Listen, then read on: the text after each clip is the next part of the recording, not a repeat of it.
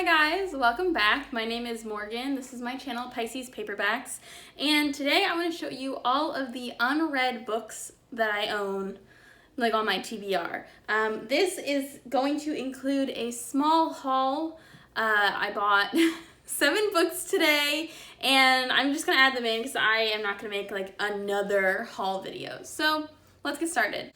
This isn't all going to be by genre, but I am going to start off with all of my like mass market paperback romances because I keep them all together anyway. I'm also not going to give descriptions of every single book. I'll only give descriptions if I know for sure what the book is about or if I am particularly interested in them. I have Beyond Scandal by Brenda Joyce, Never Kiss a Duke by Eileen Putman, Temptation and Surrender by Stephanie Lawrence, Sweet Vengeance by Kat Martin, Lady Eve's Indescretion by Grace Burrows, and then I have Single White Vampire and Love Bites by Lyndsay Sands. These are both part of the Argenau family vampire novels that are kind of in a series together. I have The Sum of All Kisses by Julia Quinn. Lastly, I have All Night Long by Jayne and Krentz. Sorry, one more. I have Wilde in Love by Eloisa James. I actually don't know if I've read this one or not. I think I might have, but I have no memory of it, so it's in my unread pile. Up next, I'll do some adult fantasy. The first 2 books in the Eugenics Wars trilogy from the Star Trek Expanded Universe. These are both by Greg Cox, and they are telling the story of Khan before and after the original Star Trek episode, Space Seed, that he appears in. Good Omens by Terry Prachett and Neil Gaiman. Game of Thrones by J.R.R. Martin. The Lord of the Rings trilogy by J.R.R. Tolkien.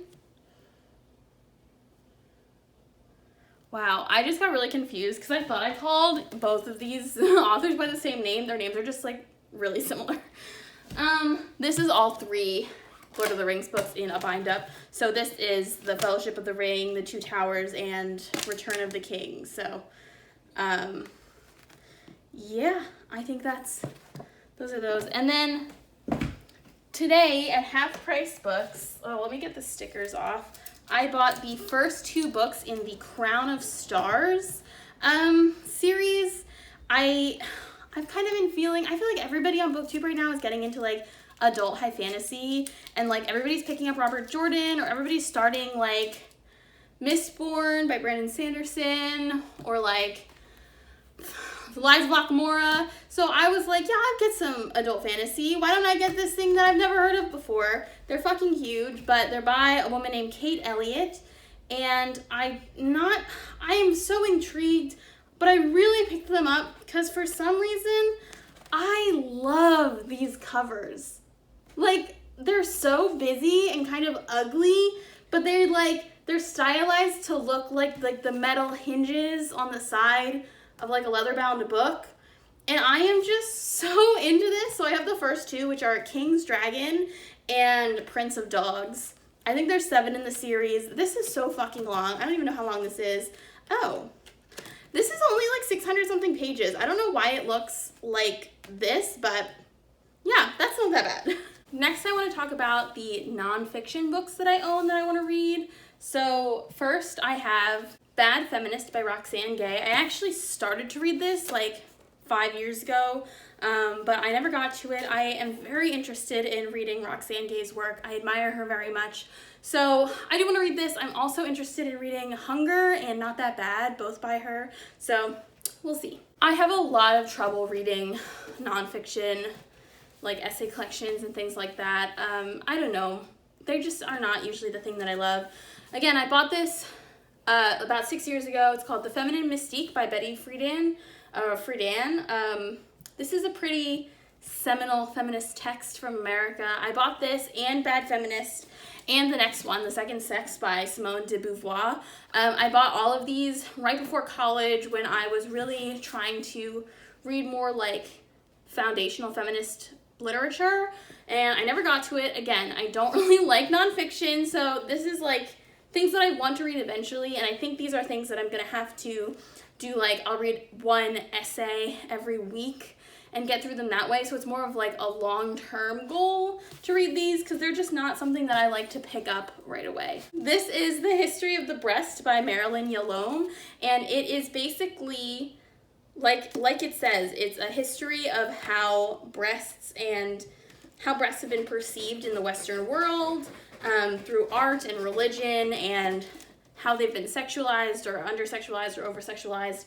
So I bought this one kind of as a joke at a thrift shop, but I am actually kind of interested to read it. It doesn't seem like it's only 300 pages. So again, if I did one of those things where I read like one chapter every week, I could get through this eventually. You know what I mean? I just don't want it to feel like a textbook, like I'm reading for school. The next two books are books that I bought today. This first one is called This Will Be My Undoing. Let me get it. I was getting the sticker off. This Will Be My Undoing by Morgan Jerkins. So I actually follow Morgan Jerkins on Twitter, and I have for a couple years. I admire her very much. I really like the way she thinks and the way she writes, and I've wanted to read this for a long time since it came out. She's writing her second book, or her second book is coming out pretty soon. It's called, I think, Wandering in Strange Lands or something like that. So I really wanted to read her first as like essay collection before that one came out, and I really want to get to this one soon, like very soon. Lastly, I have The Collected Schizophrenias by Esme Weijun Wang. This I'm reading to read with some of my friends. They both like books that are a little bit more serious than I do, but I have been interested in reading this since it came out. I read a really, really good review about it from, I forget what major newspaper, but pretty soon after this came out last year. This is a collection of essays about the author's experience being diagnosed with schizophrenia or schizoaffective disorder or something like that. And I've read the first chapter. It's very science or psychology heavy, and my friends started it before me and they said they felt like they were reading like a textbook, but I really like it, so I am not mad at it. Next, I want to talk about some mysteries that I have. First off, I have The Sign of Four by Arthur Conan Doyle. This is obviously a Sherlock Holmes story. I'm a very big fan of Sherlock Holmes, although I have not read that many of the actual writings. I think I read 4 stories or so, but I've watched a lot of the adaptations, so I'm very interested in this one. Murder on the Orient Express by Agatha Christie. I have also read this one before, but I want to read it again since I really don't remember like how the plot turns out. I just know that I've read it, so. A Murder is Announced by Agatha Christie, and Final Curtain by Naeo Marsh. Up next, I want to talk about classics/classics adjacent books that I want to read. First off, Giovanni's Room by James Baldwin, Little Women by Louisa May Alcott, and I've read this one before in 5th grade, but I don't really remember the details, and I want to read it before I watch the movie. This is a movie tie-in edition, so it's like stylized to look like an old-timey book. Today, I actually bought another copy of J.R.R. Let me get my half-price book sticker off. I forgot to do that before I started filming. But I got this little copy. It is the little paperback that I've been dreaming of, and it'll go really well. It's the same size as my old version that I like wore to death. So I'm really, really excited, and I want to read this one, and I will be reading this one within the next couple weeks. I'm very excited. With that, I also have Mr. Rochester by Sarah Schumacher. This is not a classic, but it's a kind of reimagining of Mr. Rochester's life from his perspective, so following him instead of Jayne as the main character. And I just wanted to stick it in here. Actually, I should have put it in my literary fiction section, but it's here, so I just mentioned it. Then I have Villette by Charlotte Bronte. This is another one of her novels. I've never read any other of her works except Jane Eyre, so I wanted to try it. And then The Price of Salt by Patricia Highsmith. This is the book that the movie Carol is based on, and I know that this is like the ugliest cover you've ever seen. I bought it off of Amazon, and I think this is like a print on demand. Oh, is that a bookmark? I was wondering where that was. It's print on demand, so I don't think whoever made this cover, I don't know if graphic design is their passion because it's pretty gosh darn ugly. It's also whoever made this tried really hard to make it clear that you are reading like lesbian porn. So, you know, that's great. We're getting to the end, just 2 like sections left, and I have, as I've gone, been sectioning it out kind of by genre, so I lied at the beginning of this video. These are my like literary fiction, just general fiction books. The Gown by Jennifer Robson, Never Let Me Go by Kazuo Ishiguro, Water for Elephants by Sarah Gruen, The Casual Vacancy by J.K. Rowling. And as of today, I own Americana by Chimamanda Ngozi Adichie.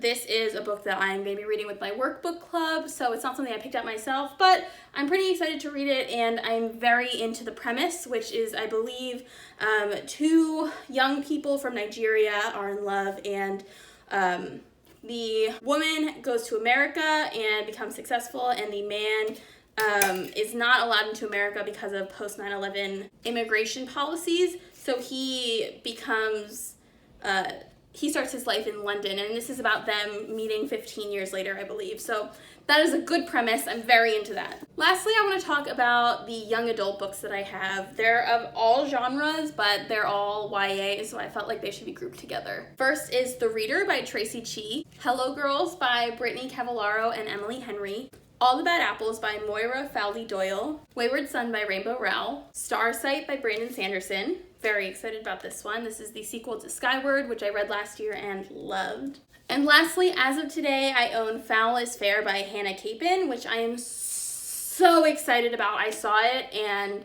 it was like, there was like 2 copies of them on the customer service desk, and I was staring at them, and I was like, do those belong to anybody? Like, are they just there? And they were like, yeah, that's our book of the day. And I was like, can I have one? And they were like, yeah. And so it was really fun. This is, I believe, a revenge story. So I think it's also like Shakespeare inspired. I know that a lot of people like love books that are like kind of reference or inspired by Shakespeare. I don't really care about Shakespeare at all. So I don't think that will really play into it for me, but I'm very excited to read this. Actually, I thought those were the last ones, but I have 3 more. Redwall by Brian Jacques. I don't know why I said Jacob. I've read this before, but I was like in 4th grade and I don't remember it. And then the 2 books I talked about in my previous haul, The Hotel Between by Sean Easley and Sawkill Girls by Claire Legrand. Okay, if I've counted correctly, that is 49 unread books, which is honestly not that bad. So I think a goal of mine would be to read at least 20 of these books this year, or at least 25, let's say half. So 25 of the books that I just mentioned, I would like to read this year, 2020. And I know for sure that I'm going to be reading at least 3 of these, like in the next 2 to 3 weeks. So at least that's like getting a start on it. So we'll see how it goes. That is all my unread books. I hope you enjoyed, and I will see you again next time. Let me know if you have any of these books on your TBR, or if you've read any of them and you like want to recommend them, so bump them up a little higher on my list. So I hope you enjoyed, and I will see you next time. Bye!